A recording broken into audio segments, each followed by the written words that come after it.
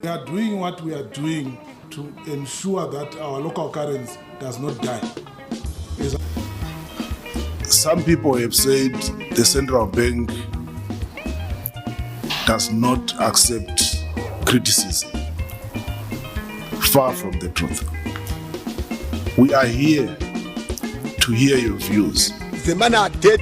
The people are saying, you put another bond, another dollar bond, another dollar coin, another what for easy changing. So it's not a current, it's for easy changing. I told the nation that the economy is strong, the economy is resilient. The Zimbabwean Finance Minister Mthuli announced that his government intends to introduce a 10% without withholding tax on sports betting winnings. More importantly, Mthuli is what I call history of, in fact, economics of repeating history. Okay.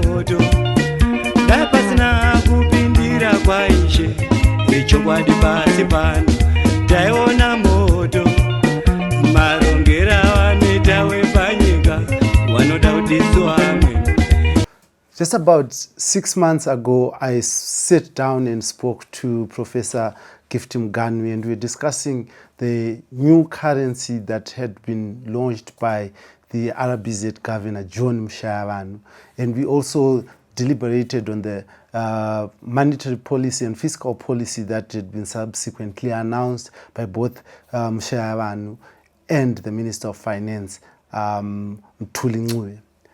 Now, we just came from a month ago that another budget statement for 2025 has been announced, and with it a raft of measures that government believes is going to boost the economy and is going to have a meaningful impact in the people's lives come next year. Now, this time I sit again with Professor Mugano, an expert in economics, a lecturer, an advisor to many African governments, a former board chairperson for Zisco Steel, a former board member for ZIMRA. He sits with us today to give us an insight on the situation right now. With me, your host as usual, Dara B. Now join me just after this break.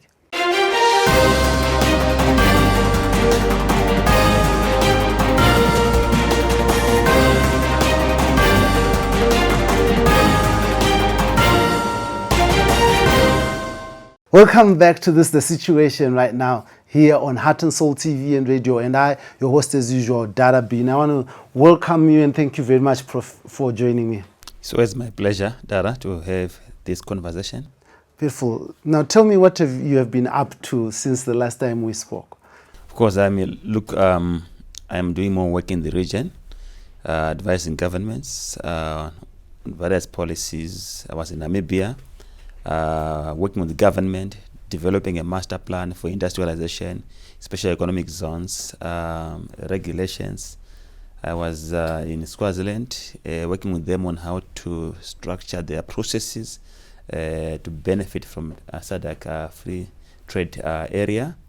I've been doing work with the United Nations, developing a roadmap for the implementation of Africa Continental Free Trade Area. Of course, there were other bilateral assignments I was doing with development partners, also working with the Ministry of Agriculture of Zimbabwe. Under the World Bank, I was senior private consultant, developing a roadmap on how to do reforms in the value chains, such as your dairy and beef value chains. So yeah, it has been a busy year for me, very productive, and fulfilling.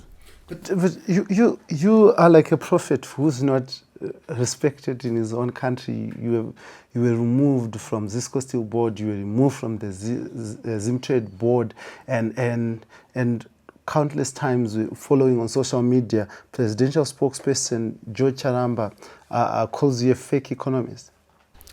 Yes, I think the challenge which we have is that our government has a whipping system. In the sense that they want people to toe the line and support Zanu PF government, Zanu PF government policies. They don't want alternative views to same policies. They also don't want people to support alternative leaders in society, regardless of the fact that we went to war as a country, as a people, to bring democracy. So if you are standing out to be a person who don't want to be whipped or to toe the line on things which you disagree with fundamentally on a ground of principle and moral standing, then you are on fire. But it's a challenge that you are speaking about my brother George Charamba, calling me a fake economist. Even Honorable Mchangwa, he did the same, desktop economist, pseudo economist. They are just noisemakers.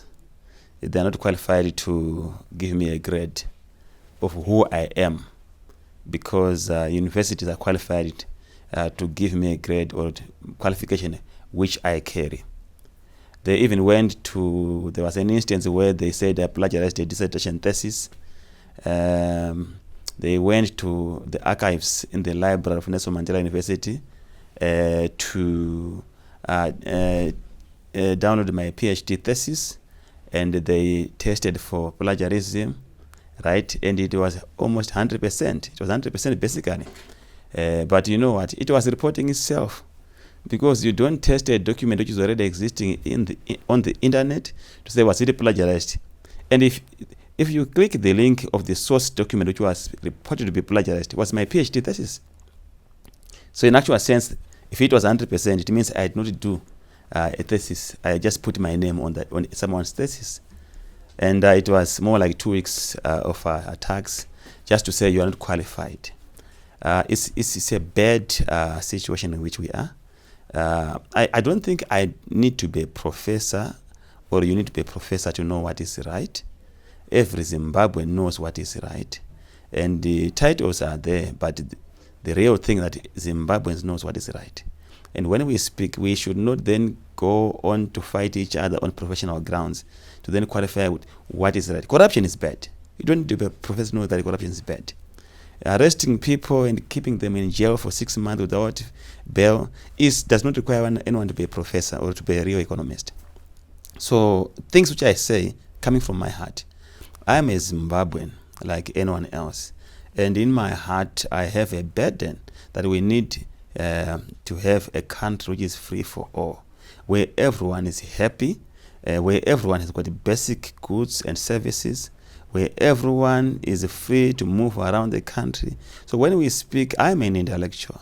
I've refused to be whipped.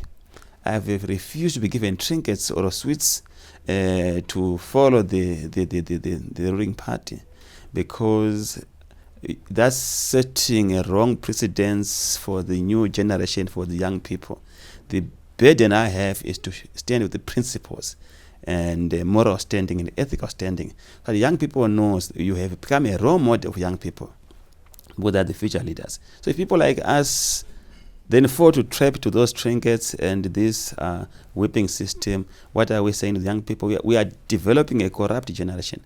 So this is where I stand. But as I said in the beginning, I'm doing more work in the region and at a continental level with international development partners. So Zanu PF has no capacity of stopping me to do what I want to do, because grace is abound. So I am happy with that. But it's also an honor to do something in your own country. But that's the most primary thing which all of us we are desiring to do. But if they are closing the space, what do? You go and work where you're accepted. Yeah, so you speak about disagreeing with government policies. Recently, Finance Minister Mthuli announced his monetary statement. In your view, what is your analysis, a helicopter view of that budget? Okay, the fiscal statement, fiscal policy statement. So look, it's what I can say is that it's not a confidence-inspiring budget. It's a budget which is telling the nation the disasters which are awaiting us in 2025. And to make it easy for the audience, the budget, when you look at it, the outlay which he laid out for the 2025, to start with, there are two figures. There's a figure of 276.4 billion ZIG, which he presented as the budget figure for 2025. And he is suspecting that the revenue inflow will be around 272 billion ZIG, and there will be a deficit of 4 billion ZIG, according to Minister of Finance. That's what he was reporting. And this budget is equivalent to 7.7 billion US dollars. The second now tragedy is that when you then go on to the table which shows the voter appropriation, which ministries are getting what, the budget which then comes at the final figure is not $276.4 billion. It's $322 billion, which is equivalent to 8.9 billion US dollars. So is hiding the budget from the normal presentation, because people don't go into detail by looking at the numbers now present on the table. You normally listen to the headline statement which is putting. So already there's no accountability and transparency, so it kills confidence. That's number one. Second issue is that if you look at the current budget which we have for 2024, it's $98 billion. Now, if I take the correct budget, which is $322 billion, which is broken down by ministries and departments of governments, you are talking about over 200% increase from the current budget. So what does it tell you? It tells you inflation, because there's no way you can have expenditure increasing by over 200% in the coming year, when his assumptions for this coming year, stable inflation, single-digit inflation, a stable exchange rate. That's what he's saying in his assumptions, which are the fundamental pillars which are supporting the budget. So how are you going to grow your revenue and expenditure by more than 200% when the economy is going to be growing by 6%? It's inflation. So there's nothing which is going to be inspiring to the economy. Business knows that this is going to be an inflation-financed budget, and it's not good for the economy. But also, the last point I want to talk about briefly is the taxes. The Minister of Finance is now taking the role of a Minister of Taxation, because it's not given any policy instruments which are anchored on promoting economic growth. Is putting taxes, and what pained me is the payee to start with. You know, $100 is tax-free, and from 101 US dollars, you are now paying tax of 20%. So, someone who is earning $100 will be taxed. Will have no tax. But if you earn $101, you'll be taxed 20%. So you'll be earning $80. So do you see, the tax regime is not fair. But to start with, how can you say $100 tax-free when the poverty data line is over $500? So basically, this budget is anti-poor, anti-people. And the majority of the people are earning around $250, $300. So they are going to be taxed. The moment you go to around 200, it's now 25%. So 1/4 of that is going to go to treasury. The tax for betting, who is going to be betting? The poor people, unemployed people. People who are spending time with betting, they want to find some bit of income, and he's taxing. You go to fast foods. Fast foods are trafficked by people in the urban areas who are poor, because that's where you are trying to compensate. Is it correct that poor people would rather have fast foods and not cook at home? No, they don't go there every day. But when they get some money, they go. You know how we live, we are Zimbabweans. If you want to spoil your kids, you go to fast foods once in a time. Maybe when you get paid, right? Yeah. But I'm not saying it's not. Middle class also go to fast foods. But if you want to spoil your kids, you go there. But the point I want to say is that maybe avoiding digressing, the taxes has become a norm. And the tragedy which our Minister of Finance has is that the formal sector has become too small. The informal sector is ballooned, Just the last 5 years ago, the informal sector in terms of job creation was constituting 76% of jobs. And the Minister of Finance was targeting to reduce that to 70%, meaning that he was aiming to create 30% of formal jobs. Now, informal jobs are 87.7%, which means formal jobs has gone down from 24% to 12.3%, have been halved. So it just tells you what has happened in terms of the informal sector. It has grown. And you can't tax it because these are people in the pavements, on the streets, who are selling at the night on the road. Over 7 million people, you can't even arrest them. And that is why you see even this 2% tax has gone down. It used to contribute about 20% of total revenue. Now they've gone to cash businesses. So the tax regime is there. It's just going to finish killing the formal businesses, but the informal sector will thrive more. So the Minister of Finance is not reading that game, that more taxes they're applying are at the detriment of formal businesses. And the ZIMRA has never been kind as well. We are hearing from business that they are so reckless and so harsh on businesses. There's no negotiation, they just garnish your account. That is not how things are supposed to be done. I'm not by any chance advocating for non-compliance in as far as tax payment is concerned. But I'm advocating for a bit of moral suasion to understand the situation on the ground, protect the industry, and move with them to push for compliance. Yeah, let us talk about this tax issue around ZIMRA and business. So my conversations with business people is that there are hefty penalties from ZIMRA, and that the manner in which ZIMRA is working is actually killing the goose that lays the egg. How far can you explain on that, if this makes sense to you? It is making sense to me. Look, already companies are struggling in terms of working capital, and if they're given 100% penalty, as an example, what are you doing? You're draining all the blood from business. But I just want to give you a symbol. It's not about just penalties. It's about some taxes which does not apply in a particular sector. I'll give you an example. In the beef sector, for example, the beef sector government just introduced a value-added tax. In a normal circumstance, you must not introduce value-added tax to rice, meat, products. But those things can just find themselves in the informal sector when people are evading that tax.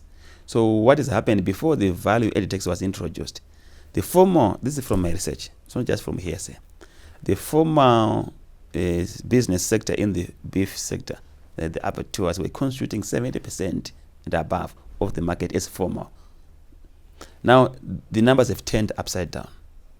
The informal sector now is now taking almost 80% of the market now, simply because people are evading VAT. Because once you put a VAT on my meat, it's going to be more expensive. But if someone is killing his cow and sell in the households, in the butcheries, in the rural areas, even in the community, in society, in the high density areas, in informal setup, it's very competitive to the extent that we might risk seeing meat in the supermarket, the formal supermarkets. So companies have closed now, and the businesses in the big abattoirs now, they are now going for tolling. You know, tolling, where you go and say, we are here to just kill for you, right?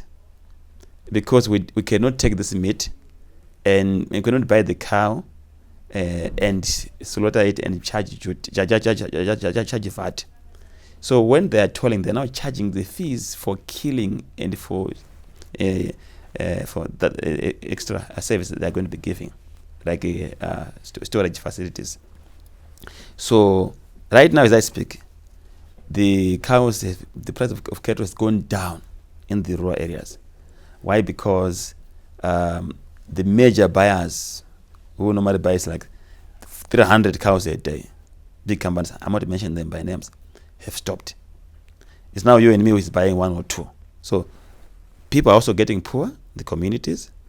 These companies, some of them have closed shops, and the government is losing the same VAT. And do you know who is now making money? Those who are in the value chain as law enforcement agents.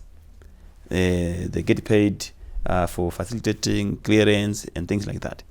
So if we are selling, say, 1 million cows in a year, and they're charging $10, $20, how much are they making? Over $20 million. which has been lost, which could have gone to Treasury if they have just put a fixed fee to say, just pay $10 per cow instead of VAT. And these are some of the proposals which have been sent to government, and they have refused it. They still want VAT. But they are saying historical figures which used to be sold. But now they are losing. They are getting nothing. And companies are closing. Big abattoirs are closing. Big abattoirs have stopped buying cows. They are just focusing on killing on behalf of people and packaging them. Like what you see in some butcheries, where you just go with their cow and leave it there, and it's killed there, and you wait for a buyer to come and buy from there. So if we have killed a formal sector, I'm just giving one sector. The same is applying to all other sectors. That's why when you see to the informal sector, you see all the commodities which are supposed to be in the formal sector, in the informal sector, because the formal chain is being killed. Have you not seen Food World closing shop? A number of shops has been closed. Is it a good sign? And when they close, who is taking over is the informal sector. So the informal sector have become the hyenas of the economy, which fight the elephant to take the prey, right? And the government is watching. They are focusing on taxes, right? They are focusing on controlled exchange rates when the informal sector is going down. So that is the reality on the ground. But we have seen a lot of boom in terms of property in Harare, service stations, a lot of fast food outlets sprouting business. If you go in what used to be the leafy, low density areas, you'll see a number of spaces that have been taken up, and there's building activity going on. But you're saying that the economy is dying. I don't see how I reconcile that. Okay, that's fine. So the clear evidence that the economy is dying, you see it on the Treasury. If the economy is doing very well, the fiscal space, or the space in which the government can tax, increases. And then Treasury has capacity to tax more money, right? So between January and September this year, based on presentation made by Minister of Finance in Parliament, the figures which is shown, government was only able to collect a revenue of 62 billion ZiG. If you divide 62 billion ZiG by the official exchange rate, I'm just taking the lowest figure, the ask rate of 25.6 ZiG against $1. It tells you government only collected 2.5 billion US dollars, right? Against a target of 6.75 billion US dollars by first 9 months of the year, because we were supposed to be collecting $9 billion equivalent by the end of the year. Now, if I use the right rate, correct rate, the black market rate of around 40 average, because it is implied in any way when the government is paying for service providers, it is in the pricing system. So they still pay at a black market rate even without knowing, because the invoice will not explicitly say it's black market. They'll just load it in there. So you divide 62 billion ZiG by 40, we're talking about $1.5 billion. So government purses become small and smaller and smaller. Why? Because there's not enough revenue collected. And that is the most effective indicator which can give you a true reflection of how the economy is performing. When you talk of where there's a lot of building happening, you are using your eyes. So your eyes have got a limitation, because the economy is so complicated. It's not, because it's not dead. It's not literally dead. There's still some life somewhere. And there are some people who are making money through corruption, who are cleaning their money by putting money into properties. Not everyone. There are people who are putting money into garages. We hear rumors that gold, when it is smuggled, they then bring in fuel. I don't know how far it is. Here in Kadoma, there are a lot of garages, and these garages are associated also with the towns, because they take out gold, illicit financial flows, and they bring money. Okay. So I'm not saying it's everyone who's doing that, but there's cleaning of money, certainly. There are big tenders which are being given to people, legit, of course, and we can't keep that money in the bank. You rather have to go and buy a property. So when there's a lot of construction taking place, led by government, and when we win a tender and there's a surplus from that project, one has to buy a property. That's the best thing to do. But is it the real explanation of the economy? It is not. The most effective explanation of the economy is revenue, which is going to government, number one. The size of the formal sector. Is the formal sector growing? It's not growing. It's actually going down. I've explained that. Right? Are jobs being created? The answer is no. You see, is poverty going down? 2018, what was the level of poverty? People in extreme poverty, it was 29% of the population. Right? What is the number of people in poverty now in terms of extreme poverty? 49%. You're saying half of Zimbabweans are poor, living in are in extreme poverty, not just poverty. They are living on less than $1 a day. These are ZIMRA's figures. So that is the most effective. So sometimes we then end up getting boggled by what we see by our eyes. It's not an eye cannot give you a true reflection of what is happening on the ground, but numbers will give you what is correct. But is the eye not the better judge for what's happening? Because some would argue that the economy is not felt in books that are presented or budgets that are presented. It's felt in people's pockets. Correct. So the people's pockets shows that they are living on less than $1 a day. Those are the numbers, and these are not books. These are the numbers of how many of your people are living on less than $1.90 a day. Half of the population. How many of your people are working in the informal sector? It's a percentage of total people who are employed, 87.7%. These are not a bookish analysis. These are figures from government reports. And an eye has no capacity to measure the whole country. You are looking at Harare. But what about Mzaraban? What about Chimanimani? What about Ngai? Right? So that's why we need a census from ZIMRA, which give us a true reflection of what's happening. And that is the correct way of looking at things. Minister Mthuli has argued that the taxing that is done, especially on fast foods, he says it's to encourage healthy eating. He also put a sugar tax. He argued in his presentation that this sugar tax is to help government purchase critical medical equipment that is needed in most of our hospitals to deal with these diseases such as diabetes and stuff like that. Does it make sense to you, and does it reflect from what he has collected? Is anything reflective? So I think the verdict is very simple. I saw him being questioned in Parliament. What has he done with the sugar tax? Has he buy any machinery for cancer? He was stammering. He never gave any convincing answer. Logically, it makes sense to raise money from sugar tax and also from fast foods if you want to promote healthy eating, right? But do we have obese people here in Zimbabwe who are suffering from eating too much? The answer is no. These are basic things which are done in America, in Europe, because they want to try to manage their population. We are skinny. You know, when we go to Chicken Inn or Nando's, wherever we go, just once in a while, just to try to, I'm talking about the general population. So there's nothing there to take when I eat once or twice. No one goes there to every day. That's the reality on the ground. So he's hiding behind a finger. But for me, what pains me most is that he doesn't direct the money to where it's supposed to go. He has not come out in the public to say, from sugar tax, I've got so much. And what also worries me is the conflicting in terms of numbers, which is reporting to say how much has been raised by sugar tax.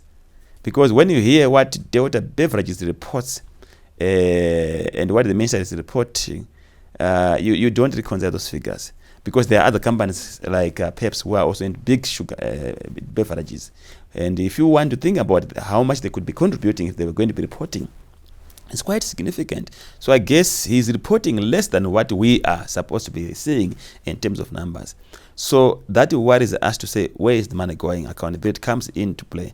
And if we are paying sugar tax through the nose and we don't see its contribution, we don't see where it has gone, no reports in terms of what has been done and what has been the impact to people. We continue to see people going to India, top government officials, and yet we are collecting money for that matter. The moral standing becomes questioned. Yeah. Let us talk about the ZIG. You sat with me here and you said that the ZIG is going to suffer the same fate with the other TGS. Do you still stand by that prognosis? That's now history, Blessed. It has happened. It suffered the same fate. If you remember, I said that this ZIG is going to collapse in 6 months, and the 6th month was September, and you saw what happened in September. Around mid-September, the exchange rate between the black market rate and the official rate widened extensively, to the extent that companies were actually moving towards closure. You saw the letters from the Retailers Association of Zimbabwe indicating that the disparity are killing us because financial intelligence unit was enforcing the official rate. At the same time, the black market rate was running away, and the companies were not able to access foreign currency, which I said, remember I said there's not enough reserves, if you remember. And it happened. Companies were not able to access foreign currency from the official market. Now, they go to black market rate, and the rate is higher. And they are forced to sell at more than half the price, half the exchange rate. And so government on the 27th of September was forced by the market to devalue the ZIG from about 1:13 to 1:25, almost like doubling the rate. And again, what else do you want? It crashed, and where we are now is in the mortuary, waiting for burial. But just a few days ago, the Deputy Minister of Finance, Honorable Mnangagwa, was saying that they are going to be enforcing use of ZIG because they believe in the money. If they believe in the ZIG, they must use it themselves. We must go to passport and pay passport using ZIG. We must go to the garages to buy fuel using ZIG. We must pay duty for motor vehicle using ZIG. So, the market is very intelligent. People are very intelligent. Government must now run away from propaganda. This is not time for Ambaye Makashinga, where government was singing this Ambaye Makashinga, these jingles to brainwash people. Reality is catching up. Government cannot talk about having confidence and enforcing ZIG if themselves cannot use it exclusively across the board. It's as simple as that, right? So, how are they enforcing the ZIG when the market? You know what happened on the 27th of September when Central Bank made a decision to devalue the ZIG. Many companies lost their working capital in a strike of a pen. When they've sold using ZIG, you are enforced by financial intelligence unit, and you accept at a rate of 13.52, right? Or 14, if you call it 14. Then within a few seconds, you are told the rate is now 25. So how are you going to replace your stock? And you say you are going to stand here, I'm a Minister of Finance, I will enforce the ZIG. To who? People are fed up. People have wounds of this ZIG. Now, the danger now, how are you going to prepare your success? Because they failed at the beginning. If they had said, this is our currency. Remember, we were here. Let government lead in creating demand for the ZIG by making sure all the prices are in ZIG, all the taxes are in ZIG. You know what is happening with the mining sector? The mining sector is in the doldrum. The mining sector has got challenges because of the ZIG. Why? Because of the exchange controls and also the issues of Finance Act. When the exchange control, Central Bank, I'm talking about mining sectors and exporters in particular. Central Bank takes 25% of the exports, right? And they, right now, they are not allowed, these exporters, to pay for taxes in ZIG because they must pay in the currency of trade. So their currency, if you are a mining company, is US dollar. So you must pay tax in US dollars, right? At the same time, they are not allowed to pay electricity in ZIG because there's a statutory instrument saying exporting companies must pay electricity. That's government. They are refusing ZIG in electricity, in ZESA. They want US dollars, right? So these mining sectors have got a ZIG. They can't use it to pay for electricity. They can't use it to pay for taxes. And at the same time, they don't have the ZIG. They liquidate it because central bank is not paying them the ZIG. So if they had it, they could pay their suppliers with the ZIG. They don't even have it. So the only option was for them to make arrangement at the time of paying tax to say, now take our ZIG, which you have, which you owe us. They can't do that because they have to pay tax in the currency of what? Trade. So this ZIG has become a thorn. It's killing companies. So you see now going forward, there will be default from the mining sector when they are paying the service providers. Even other exporters who are exporting who are not mining sectors, they are already defaulting paying. If I say they will be default, I am actually not saying the correct thing. I am aware they are defaulting in terms of paying because of financial crisis. If you are going to be exporting and 1/4 of your money is taken by government, you aren't given that money. You aren't allowed even to swap it for taxes. And you are saying you want to promote the use of ZIG. Isn't that not sending a good message? Because remember, he's not addressing us. He's not addressing you. He's not addressing the people in Chimanman. The people who are critical in fostering success of ZIG, the leaders who must be number one, is business. But the business are not dumb and numb. They know that what these ministers are saying is just a grandstanding in a public arena. There's no sincerity about it. How are you going to draw them to have a moral suasion to support your policy of accepting ZIG, which you are actually draining and you are giving them that space to use it? So that is the reality which you are facing on the ground. Now, the last point I want to talk about, while I still have the space to talk about the 25% export retention. One way to which the ZIG was going to be working and acceptable in the market is when the exchange rate disparity between the black market rate and the official rate is very small. Now, we have mining sector contributing 70% of foreign currency receipts, right? Of export rather. And there are very few. We call them oligopoly in economics. There are very few. And this money is in few banks who are trusted by the mining sector. So most banks don't have foreign currency. So when you have a market which has got a few players and many buyers, they become price makers. You don't have a free rate. Now, you make things worse now by saying the mining sector is not allowed to use the ZIG, which is in my account, ZIG account, to pay for electricity. The mining sector is not allowed to pay tax using ZIG.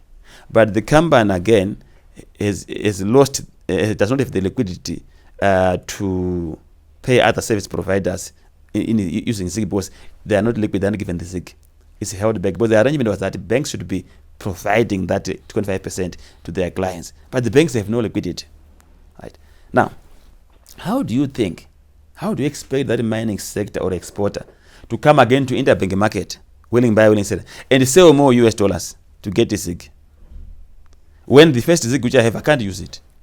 I can't pay tax. I can't pay ZESA. So deliberately, definitely, I'm not going to come and sell my US dollars, which I'm controlling. Because even if I sell them, I'm going to make a loss because already I've made a loss on the first 25%. So even before you think of central bank that they are controlling the exchange rate, the measure, that move, those statutory instrument on finance, on payment of ZESA in US dollars, and the Finance Act, which say you pay tax in the currency of trade, and the refusal of a central bank to give the ZIGs, or the failure rather, to give the ZIGs to the exporters, is on its self-inflicting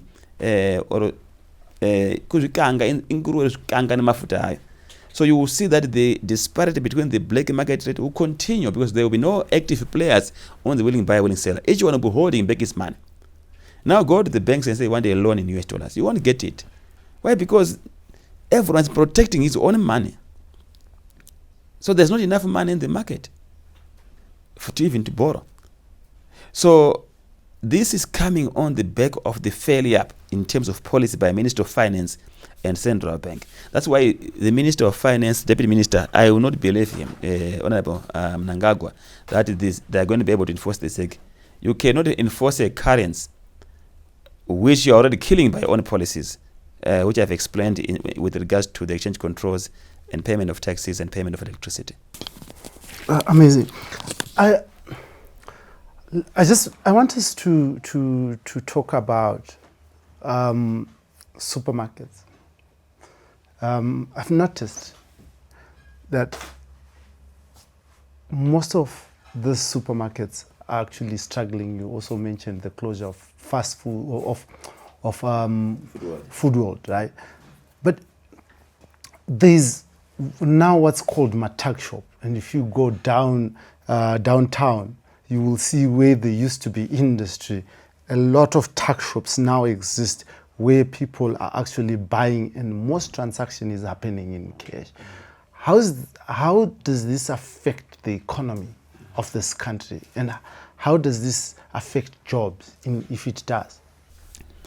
So in informal sector, I have termed it as the hyenas of the economy, and it's now a security threat, not only an economic threat. I think I want to make it quite broader, in the sense that one, we've talked about government in the last discussion, that government is not able to collect enough revenue, and that's not a good thing. And I've already indicated to you that they collected about $2.5 billion using official rate. So basically government is broke. And we have seen them failing to pay teachers on time, civil servants on time, this last month of November. And they are also failing to pay contractors. They are failing to pay input suppliers of seed fertilizers. They're failing. This is in public domain. They are owing over, as I hear, in the public domain, over $300 million to input supply.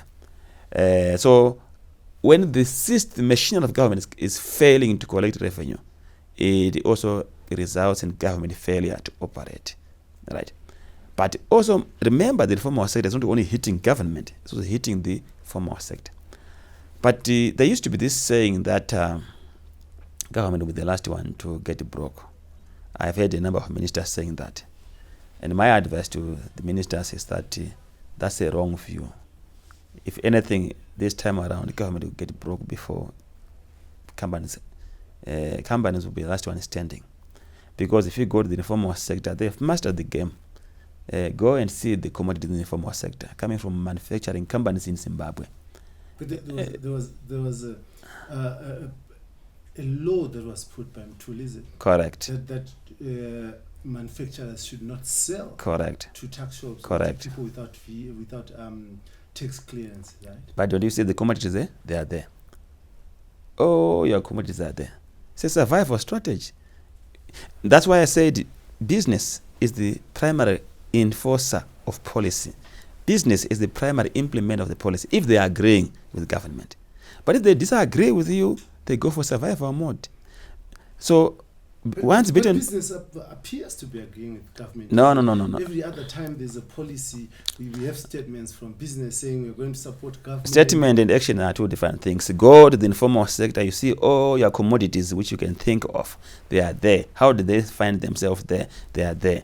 Come to town during the night, you see people selling all these commodities in the streets. It's a new day in the night in Harare. So that's action. And you agree in statements for diplomacy, because you can't take on government, But in terms of action, and why are they doing that? They also want the cash. And who has forced them to go to the informal sector? It's government.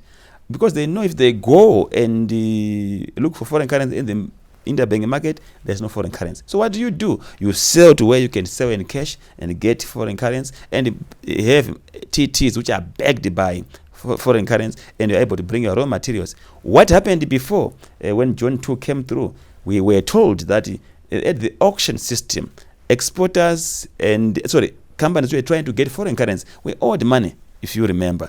And we talked about this last 6 months ago. And then they were given treasury bills at a rate of 7.5% interest rate on $ZIMRA. It means you have been given nothing. And these treasury bills mature as 2 years down the line. And the character of government, they rolled them over. When they mature, they push them for another 2 or 3 years again. And that is your money, your working capital, right? And what did they do as well? The tragedy, at the time of the issuance of treasury bills, they used the current exchange rate of $33,882.72 Zimbabwean dollar against $1. Yet at the time when this money was owed, the rate was 5,400. So if you lost your money 6 times, then you say I'm a business person because I am agreeing with you on a statement diplomatically. I should fold my hands and not sell to informal sector to get cash. But that's not a crime to sell to blessed who want to buy XYZ products, and you are going to sell it, and you give me foreign currency for me to be able to work. So the government is putting business in a precarious position. So this is not a secret I'm talking about. Just go into the tax shop, you see all the commodities are there. They are well stocked. And that is why you see the 2% tax has gone down because it's cash. It used to be 20% of total revenue. The corporate tax has gone down from 15.5% of total revenue contribution to treasury to 9%. Because when someone is selling in the informal sector, accountability also goes away. You won't know what is being sold, what is not being sold. But doesn't that translate to a lot of money in people's pockets, though? Because now they're trading on the informal sector, they're avoiding taxes, so that means they have more money in their pocket. They have more money in their pocket, those who are trading, not everyone. What does it mean to a person who's formally employed, who is taxed officially payee, and most of that money is deposited in a bank account, so they are also then taxed another 2%, and when they go and buy, they're taxed VAT again. Let's talk about that person. Yeah, so that person is a victim of being formal, just like business which are purely formal, like you are retailers. Retailers cannot enjoy this window of the informal sector because they are a competitor of the informal sector. So they are a victim of the of being formal, and sustainability becomes an issue. I'm aware of my colleagues at the university there.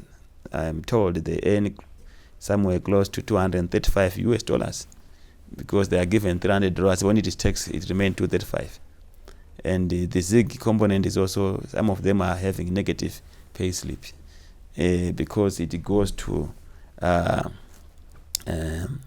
a number of statutory requirements, and it's not even enough, so you remain with a net negative. So people are in depression.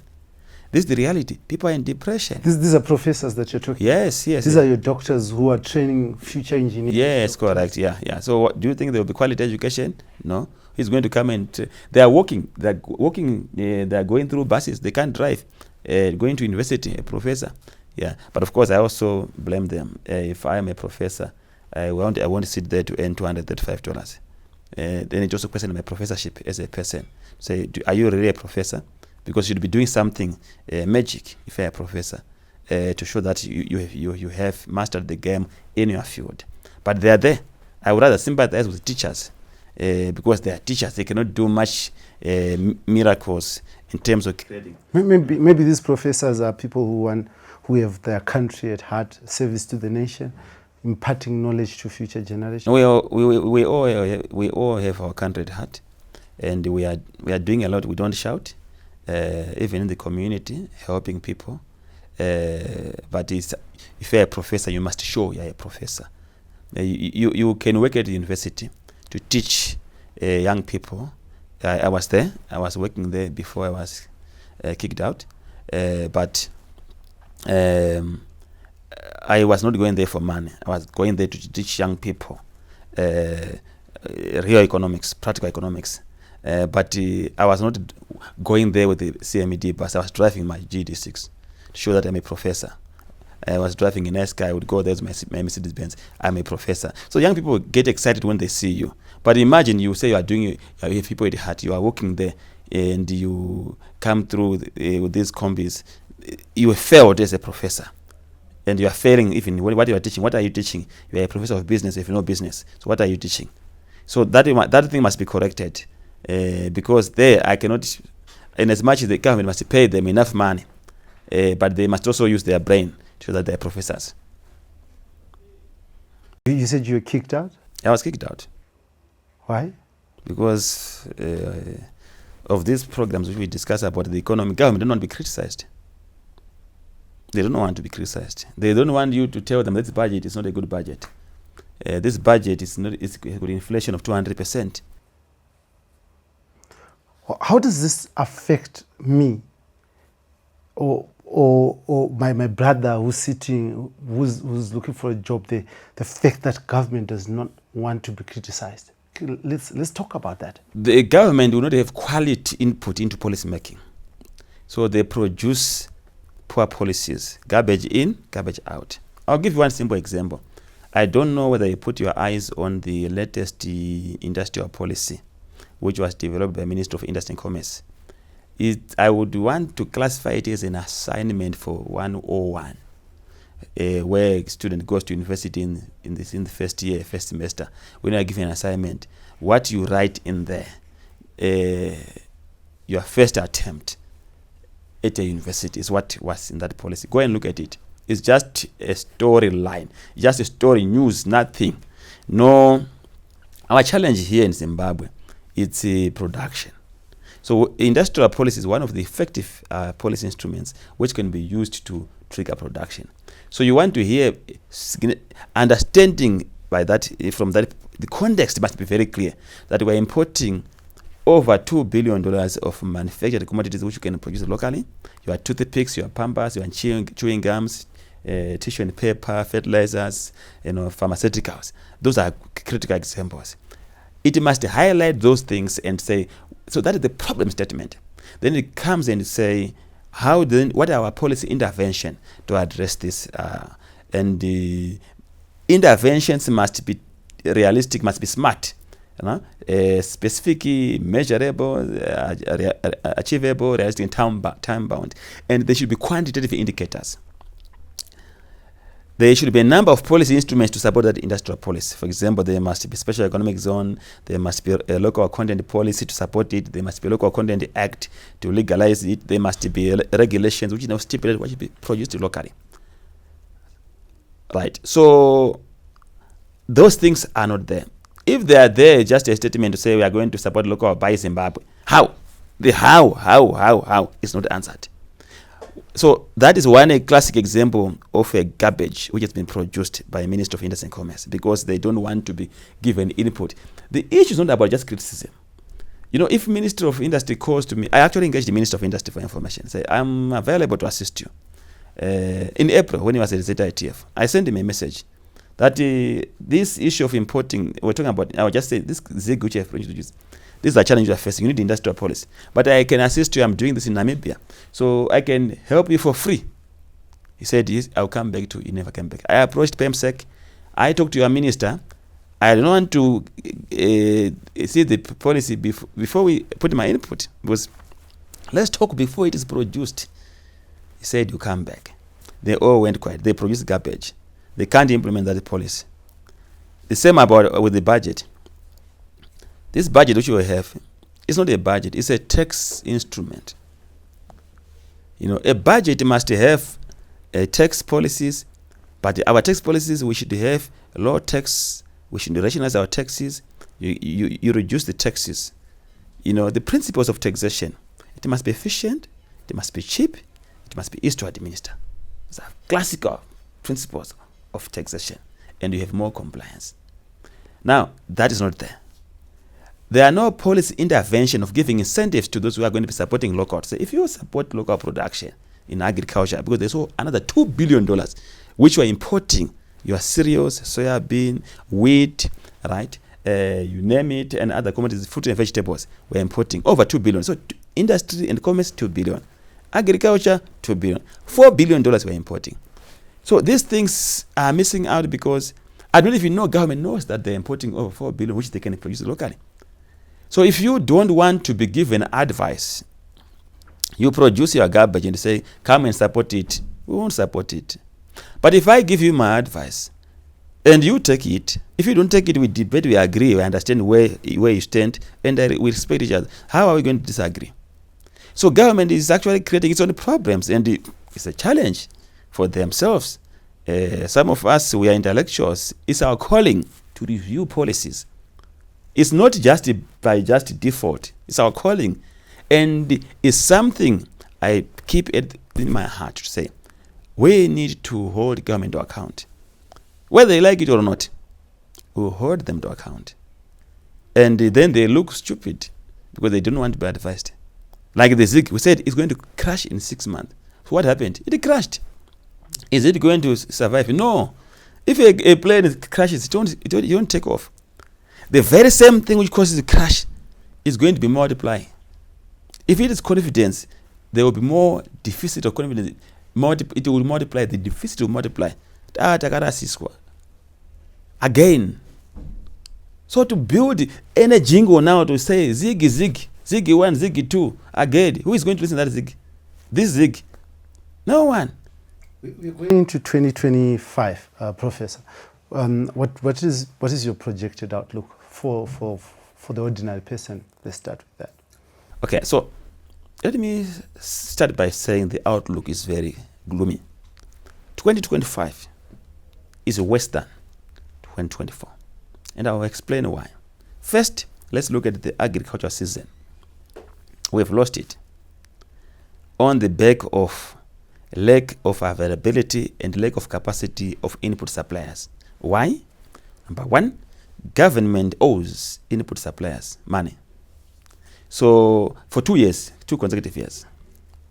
So imagine you are owed money by government, and this is now the season which you must go 30 times again. So a number of input suppliers, I talk to them, have no capacity. Even if government goes there with a gun and say, supply inputs, they don't have. That's number one. Number two, the tragedy of policy making within central bank also compounded the situation. Central bank recently increased reserve requirement ratio from 15% to 30%. So what does it mean? It means if a bank is holding $100, initially it was supposed to deposit $15 at central bank as reserve, and so it is allowed to lend out $85. Now it's supposed to deposit $30 and it's supposed to lend $7. So if you reduced again their money available for lending, at a time where government is out of the market because government has no money, the input suppliers are also incapacitated. So we've killed agriculture from that end. To an extent that my research shows that we need close to $500 million for funding agricultural season from the private players. And we are short of around $250 billion. So million dollars, sorry. We need about $250 million US dollars. We need about $500 million, but we are short of almost half of it. To an extent that in terms of utilizing fertilizer this year, we are not going to be using a lot of fertilizer in our farms across the whole country because it's not available. So if you don't have D, compound D, and ammonium nitrate, you won't harvest anything. So our ratios will be using almost 1/4 of what is being used in the region. In South Africa, they'll be using about 80 kgs on average per hectare. So we'll be using about 20 kgs a hectare. That's the kind of narrative which I'm seeing. So we are going to be having serious food insecurity. And the ordinary people which are talking about are going to be suffering because we are coming out of drought. We enter into a season where the season also is very fun. We are not very clear about it. But I want to narrow down more on the season, whether the rains are going to be good or not. But even if there's going to be good rains, our preparedness. I had Central Bank. I was with the Deputy Governor of Central Bank last week on Thursday at a forum which was hosted by independent newspaper, looking at the banking sector survey which was being launched. He was talking about that they are now putting money, a productive sector facility to fund agriculture sector. You are putting it now. You put it now when we are already late into the season. You should put it in June, in April, so that people can be able to buy their inputs and put it at the farm by September. You can't start about putting something which is not even known how it is made up of, its makeup, its terms and conditions. These are serious policy missteps and failure in policy, and failure in government by government officials. So next year it will be very gloomy. I talked about the budget itself. The Minister of Finance is seeing it. We are agreeing mathematically. If he is expecting to increase his budget for this year by over 200%, it can only be inflation. I also want to talk about the current issue, the ZIG, which I said is in mortuary. It is in mortuary. It's waiting for burial because it has failed. Government has also tried to stabilize the exchange by suffocating the economy. They are not paying contractors. They are not paying service providers. They are not paying input suppliers. It doesn't help. You still owe them money. So there are two choices here. It's either government has to pay contractors who are doing the roads, or on that point, Professor, I've seen where there used to be trucks on the road. They're not there anymore. Is it because of the rains? Which is my point. I said there are 2 points here. First point is that they have to pay them, and the rate crashes further, or they don't pay them, and then they pack their bags once and for all, and they leave all these roads and these dams is ISO. Wow. But what do you see business doing in 2025? Some will not come back in first quarter of the year. Remember, we are closing for Christmas, and to come back will be a nightmare for a number of companies, particularly the retail sectors, because of the pain being induced by the informal sector. The informal sector is very competitive. It doesn't pay taxes. It doesn't pay statutory obligations. It uses effective exchange rates. So some retailers might not come back. Some might scale down their branches. And even in the manufacturing sector, it's a big issue. Electricity is a big issue which is killing businesses, which is also painting a gloom picture next year. I saw in the Minister's of Finance budget, he was putting an assumption that there will be improvement in power generation, which will help the farming season. It doesn't work like that. He must do a research. When it is a good rain season, the water which goes into Kariba doesn't come from the sky and go into Kariba. It comes from the Congo basins, right? And then it builds up. Before it comes, it builds up between October and February. Then it will start from moving away from there in February. Then it will enter into Kariba towards the end of April. So for Kariba then to increase the production, you are starting in May. So the farming season, particularly this season, 2024, 2025, would have missed it from a power generation point of view.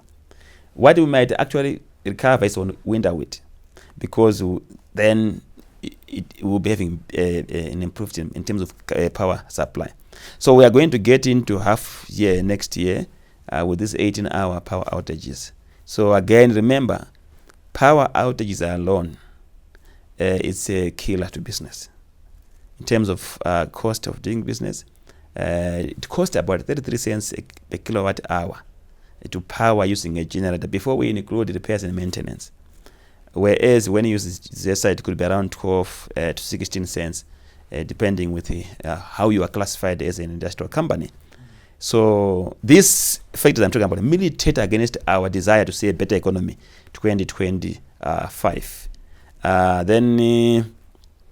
But Prof, what needs to be done to change this into a better?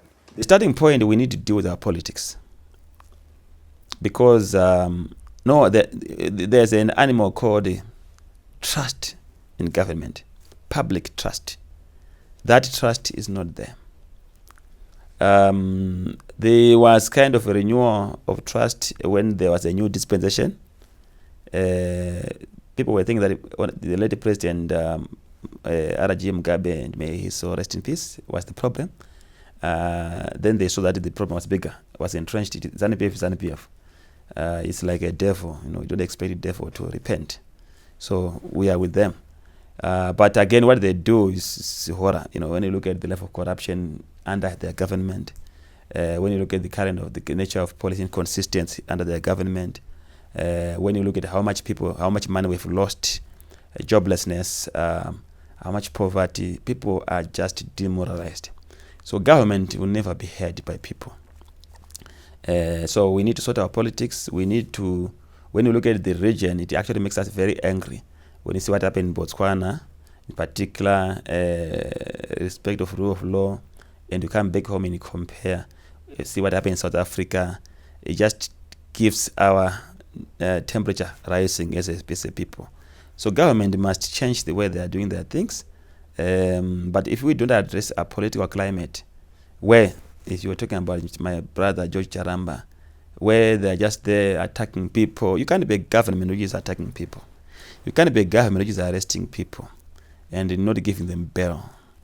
You create an animal which is going to be reacting to you in a passive manner. Zimbabweans are not active in terms of demonstration, but they demonstrate in a passive way. And when you see the informal sector, they are doing their things. And the government don't want it, but they are demonstrating against policies.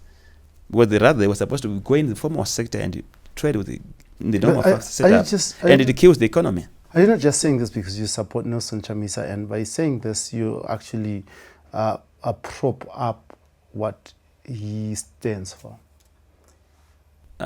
Is it my support for Nelson Chamisa, which seen government arresting people and putting them behind bars because they were having braai in Avondale, and they stay in the jail for 6 months? Do you need to support Nelson Chamisa to have that common sense that this is not making sense? Is it because I support Nelson Chamisa that the government is overseeing corruption, which even the Vice President, Honorable Chiwenga, said is now a security threat? What is he seeing for him to qualify corruption as a security threat? This is real. It's just by the coincidence that Nelson Chamisa stands for what is right, and that's why you see the coincidence of what I say and what he said, what he stands for. He stands for principle, the leadership. He stands for good governance, transparency, accountability, rule of law. And why are we not doing that? What angers me is that when the liberation war struggle was fought by Zimbabweans, not by Zanu PF. Zanu PF was just coordinating and ZIMRA. But by Zimbabweans, we were fighting for democracy, one man, one vote, fighting for equity, fairness. So if you went to war for that, why are we having issues when we are saying this is wrong? We are saying the very same thing which Smith was doing. Why is it an issue? So why did we go to war? Why do we want to police that? Because you are supporting Chamisa. Where I stand, Dara, I have never made it a secret. I have no apology. In fact, I feel good for standing with Nation Chamisa. I feel if Zanu PF people are supporting me, I'll be very worried what's going on. Because their nature, if they are supporting you, they've captured you. So I'm not worried about them disagreeing with me. But standing with the right person, standing with the light, it's an honor. And that I'm not shaken by that. And it actually makes me feel good. I want to thank you very much, Professor, for coming through and having this quality discussion here on Heart and Soul TV and radio on the situation right now. We ventilate serious issues where we ensure that the people of Zimbabwe's right to know is protected, and that they have access to differing opinions, and also be able to ask the questions that matter to you. Now, this is me, your host as usual, Dara B, on the situation right now on Heart and Soul TV and radio. Now, we are going for the festive holidays, and I'm sure for many of us, as the Prof was saying, 49% of us live in abject poverty. And because of that, the festive season for many will not be festive. We're struggling to put a meal on the table every single day. But we still, regardless, want to thank you for all the support that you have given us throughout the year. And we pray for you as you try and enjoy and bring some cheer on the faces of your family this festive season. We wish you, pains me to say Merry Christmas, but we wish you a Merry Christmas, and hopefully something will turn and you'll have a better New Year. But maybe, Prof, do you have any Christmas message for our viewers? No, what I can say is that this is festive season. Let's love one another. Let's help the poor. Let's not forget our parents in the rural areas. and also to the ruling party. The year has not been easy. I'm talking about Zanu PF. I'm asking from my heart that let them not replay this regime when we go in 2025. Let's change the course. Let's begin to tolerate each other. Let's begin to be a government, a people. Let's not continue to degrade ourselves as a people who are being mocked in the region. Zimbabweans are all over the world. It's not nice. It's painful. It's a time where they are relaxing. Test your conscience. Are you happy where we are? If the comrades who died in the struggle wake up today, is it what we fought for? Is it what we are doing to each other? Are we not going back, replaying a modified, even more dangerous regime game? So Zimbabwe need each other. We want one love in 2025. When we disagree in politics, we are not enemies. When we choose not to support you with Zanu PF, it's not a crime. You don't need to weaponize the country. Today, tomorrow, this generation is not the yesteryear generation. Propaganda is an old strategy. But love, unity, and peace is the best strategy. I thank you.